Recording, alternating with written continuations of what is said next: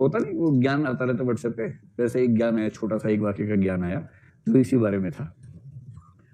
उसमें लिखा था कि जरूरत से ज्यादा सहनशील होना अच्छी बात नहीं है, क्योंकि बिजली की जिस तार में करंट नहीं होता लोग उस पर कपड़े सुखाते हैं।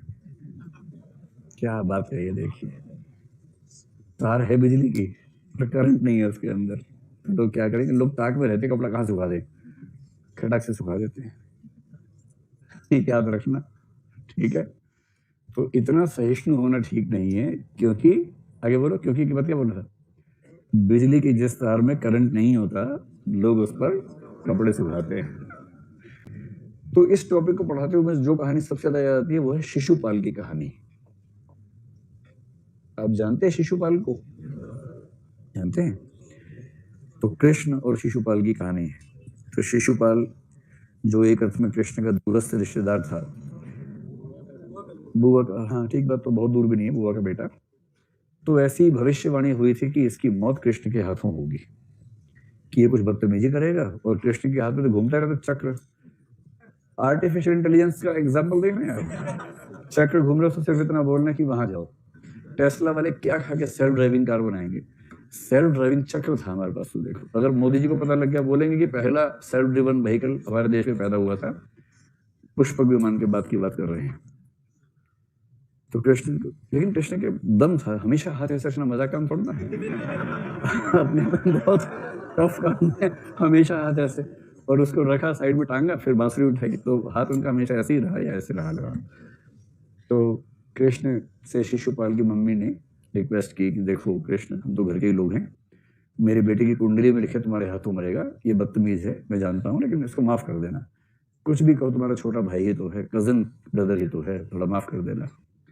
तो कृष्ण ने बड़ा मुस्कुरा के कहा कि अरे बुआ जी क्यों परेशान होती हो, 100 बार माफ कर दूंगा, आप छोड़ो ना, एक बार क्या 100 बार माफ कर दूंगा, मेरे तो कजन है, क्या दिक्कत है, 100 बार माफ करेंगे। तो शिशुपाल की माँ बड़ी संतुष्ट हो गई, पर बकरी की माँ कब तक खैर मनाए, वो गलती पे गलती किए जा रहा। कृष्ण की अकाउंटिंग चल रही थी मन ही मन में, 62, 64, 65, 66, और धीरे धीरे करते करते एक दिन पूरा 100 हो गया। ये सोच रहा था कि तार सुखाने, मतलब कपड़े सुखाने वाली तार है कृष्ण को। तभी लाइट आ गई उसके अंदर, और फिर कृष्ण ने चक्र से बोला जा भाई, काम निपटा के है इसका। वो चक्र बहुत तेज आदमी, कहीं भी छुप जाए पीछे पीछे आता था। वो जीपीएस और सारा उसमें नेविगेशन वगैरह सब उसमें इनबिल्ट था, आदमी जहां जाएगा उसमें भी गर्दन पे ही जाता था, यानी गलती से पैर काट के आ गया, ऐसा नहीं। नेविगेशन 5 मीटर वाला नहीं, बॉडी के अंदर भी गर्दन पे नेविगेट करना है, ऐसी नेविगेशन। और सीधे सीधे चक्र जा रहा है, वो आदमी घुस रहा है, यहाँ भाग रहा है, वहां भाग रहा है, चक्र पीछे पीछे जा रहा है, और अंत में गर्दन काट के ही लौटा। सहिष्णुता एक सीमा से ज्यादा हो जाए तो उसे कहते हैं कायरता। सहिष्णुता एक सीमा से ज्यादा हो तो बन जाती है कायरता। इसलिए कहा गया क्षमा शोभती उस भुजंग को जिसके पास गरल हो। तो चाहे तो इस कविता को ब्रैकेट में लिख देना, किसकी कविता जानते हैं? हाँ, रामधारी सिंह दिनकर।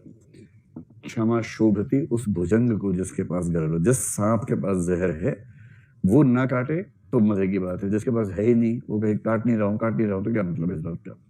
दम हो पर उसका इस्तेमाल न करें तो सहिष्णुता है, वरना कहेगी सहिष्णुता। तो पहली चीज है कि अगर आप सहिष्णु हैं, अति सहिष्णु हैं, तो लोग आपको कायर समझेंगे, ऐसा हो सकता है।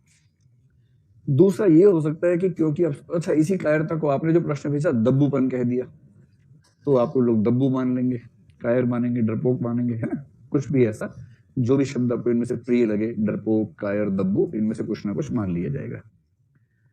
जबकि आप किसी का कुछ बिगाड़ सकते हैं, पर आपने तय किया कि आप अपनी शक्ति का मिसयूज नहीं करेंगे, और क्योंकि आपने तय कर लिया, सामने वाला उड़पटांग हरकतें किए जा रहा है, आप लगातार झेल रहे हैं, तो एक समय के बाद लोग मानने लगते हैं डरपोक आदमी है, इसके बस की बात नहीं है। इसलिए बीच बीच में ना सैंपल दिखाते रहना चाहिए। हर 6 महीने 1 साल में एक आध सैंपल दिखाते रहेंगे तो ये भरोसा बना रहेगा कि हाँ सहिष्णु है, डरपोक नहीं है। तो सैंपल्स देखते रहें, ठीक रहता है। हाँ, सर्जिकल स्ट्राइक की तरह एक आध सैंपल दिखाते रहिए। नहीं, मोदी जी के बारे में कोई ये तो नहीं कहे टायर हैं, उनके तो साहस से लोग डरते हैं कि पता नहीं कब किस दिन साहस थोड़ा और बढ़ जाएगा। ये तनाव रहता है, वो तनाव तो रहा है देश को। चलिए, दूसरा ये होता है कि यदि कोई व्यक्ति सहिष्णु है तो ऐसा हो सकता है कि लोग उसका मिसयूज कर लेते हैं। देखिए, सबसे खराब फीलिंग होती है कि किसी ने आपको यूज कर लिया, और उसमें भी एक खराब फीलिंग में खराब गुणा खराब कर देंगे तो किसी ने आपको मिसयूज कर लिया। सबसे खराब फीलिंग दुनिया की मानी गई है यूज हो जाने की फीलिंग, क्योंकि जो यूज होता है उसको बोलते हैं ऑब्जेक्ट, वस्तु, और जिसका यूज होने की स्थिति बन गई उसी को फिलोसफी की लैंग्वेज में बोलते हैं ऑब्जेक्टिफिकेशन, वस्तुकरण, रयकरण कुछ लोग कहते हैं उसको, ऑब्जेक्टिफिकेशन। तो कभी ना कभी किसी ना किसी ने किसी ना किसी मात्रा में आपको यूज तो किया ही होगा, इससे आज तक कोई बचा नहीं है। तो वैसे लोग हाथ खड़ा कर लें जिनको लगता है कि हाँ किसी ने मुझे यूज किया है किसी ना किसी मात्रा में, और ये खराब फीलिंग मेरे मन में आती है, हाथ खड़ा करो, शर्मा मत। इतना इतना संकोच की बताना भी नहीं चाह रहे। अच्छा चलो कोई बात, इसका रिवर्स कर लेते हैं। ऐसे लोग हाथ खड़ा करें जिनको आज तक किसी ने 1% भी यूज नहीं किया है,